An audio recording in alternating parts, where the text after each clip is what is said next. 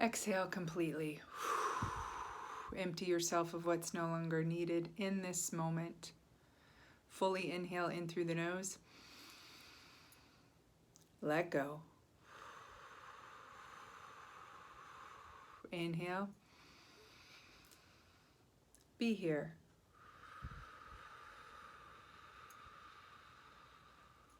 Inhale. Now what?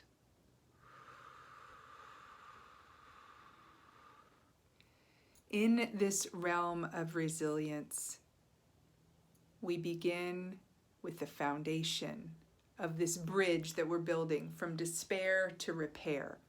Because here's what's happening is we're going from all the pilakia, which is what we say here in Hawaii for the trauma, the drama, the trouble of any kind, pilakia.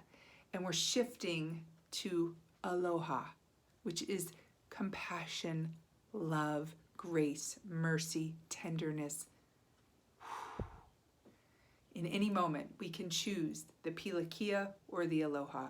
We can shift the drift from being wounded and living in that storyline to one of being empowered and reclaiming our energy, realigning with what matters most. So, in order to do that, we're shifting this despairing mindset to one of repair. It is a bridge. Let us build it together. The foundation of this bridge is trust. We're talking ultimate connection with your true self. Trust. Trust yourself to no longer abandon yourself. What does abandoning yourself look like? Addiction, those energy leaks, those moments in time that rob your soul of the beauty of the present moment, the acts, the behaviors, the thoughts, the experiences in your life that are in a way trying to numb or shield yourself from the present moment, avoidance of direct experience. These are some of the energy leaks, the addictions, the places that we want to repair. Those are those moments when we have abandoned ourselves. I used to do it in drinking a whole lot of Bacardi rum. I don't do that anymore. But there's still niggly wiggly little ways that abandoning myself shows up.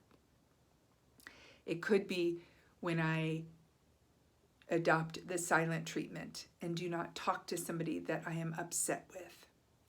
Is that ultimately going to get me where I want to go? No. Is there some inherent wisdom in that reaction? You betcha. Taking a little space, figuring out my own thoughts, having that sacred silence bring me back into a tender heart. It serves, but it's not sustainable. So shifting the drift away from those moments where I've abandoned myself.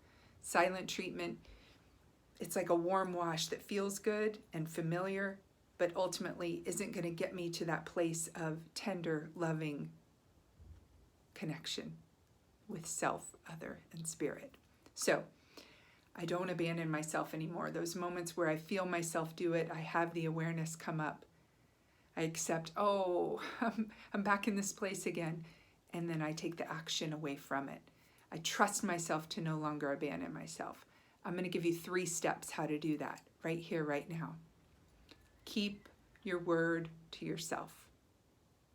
It's as simple as that. You may think that trust is outer focused. I can't trust other people, places, and things. I can't trust unless X, Y, or Z happens. We've got the formula wrong if we operate from that. Remember, this is about igniting in here in order to change out there. We're not waiting for that all to happen out there. Trust yourself by keeping your word. Start as simply as declaring what time you're going to bed tonight. I love to tell clients this because trusting oneself can be this lofty endeavor of grand, aspirational, life-changing events. What if For example, 10 o'clock became your bedtime, and you said to me, I'm going to bed at 10 o'clock. And then at 9:45, you're still caught in the net flick and you're abandoning yourself. You're thinking that binge watching that series is going to get you where you want to go. You're numbing out, you're avoiding, you're self-soothing in a way that perhaps has reached its max capacity. It expires at 9:30. For example, again, gentle reminder here, I am the nudge master. I am not the director of your life. Tune into your own inherent wisdom. What is the best bedtime for you? Set the word, keep your word, follow through. When your head hits the pillow, rejoice and be glad. Second golden ground rule here for trust. Trust first, verify later. I borrow this from my beloved friend Anna's boyfriend. He said this to me when we were once traveling in California, and I thought, what a bold statement, especially from a guy. And it really was like a breath of fresh air came in the room. You know those moments where it feels like someone said something and it sucked all the oxygen out of the room? This was like the antidote to that. This was the opposite of like, trust first, verify later. I heard a podcast the other day where someone suggested we have an opening bid of trust. When you first meet somebody, how you come across, how you perceive them is hugely, hugely foundational to the trajectory of that relationship. Trust first, verify later. Third golden ground rule, feel it to heal it. What is it? It is life. Life gets lifey, as my beloved Mary says. Let life be lifey. Trust yourself that you can ride the waves of whatever comes. And if you're not that good of a surfer or don't want to ride the waves, you learn how to go under them to keep yourself safe and then come up for air as needed.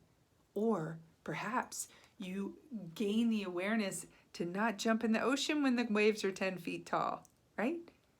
You know the situations that are sticky. You know those dysfunctional interactions where, shoot, the worst in me is bringing out the worst in you and we are just creating a hot, sticky mess here. Let's not do this. Let's not play this game. Let's not generate pilakia, the trauma, the drama, the trouble of any kind. Let's choose aloha. I'm going to let my tender heart come back and feel whatever's going on. Take the breath. Release. What's no longer serving? The emotion keeps coming up. It's here to guide you. It's giving you a message.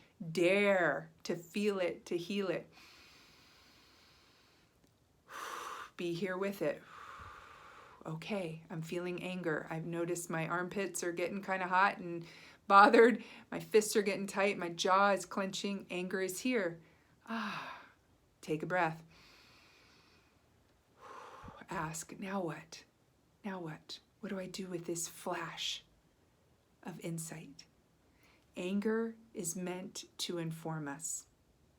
It naturally arises and we can react and let it run wild. It can be like the tsunami that gushes over us and creates carnage around us, or we ride it. The natural inherent energy of anger is to reestablish boundaries. Set right something that's wrong. Oh yeah. I can do this. I can do this. I have the courage to speak up, to keep my word. Yeah. I have the courage to have an opening bid of trusting you. You don't have to prove it to me. What if I come in with a trusting heart? What if I am trusting? What if I am trustworthy? What if trust is really the foundation of healthy relationships?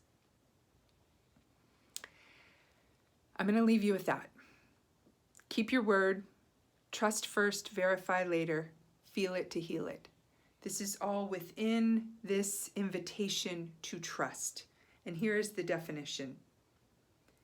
It is the inherent worth and dignity of each and every person.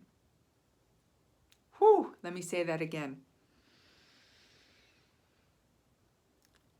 Trust is the inherent worth and dignity within each and every one of us, starting with yourself. So let's start there. Let's build that foundation of trust with yourself. Do you now? Are you willing to believe in your own inherent worth and dignity? Beautiful. Let's go there. Let's set up shop. Let's build a home. Let's let you decorate it with glee and joy as we march for gladness, as we stand for serenity, as we do this gig called life with greater ease, flow, and fun. Trust yourself to no longer abandon yourself.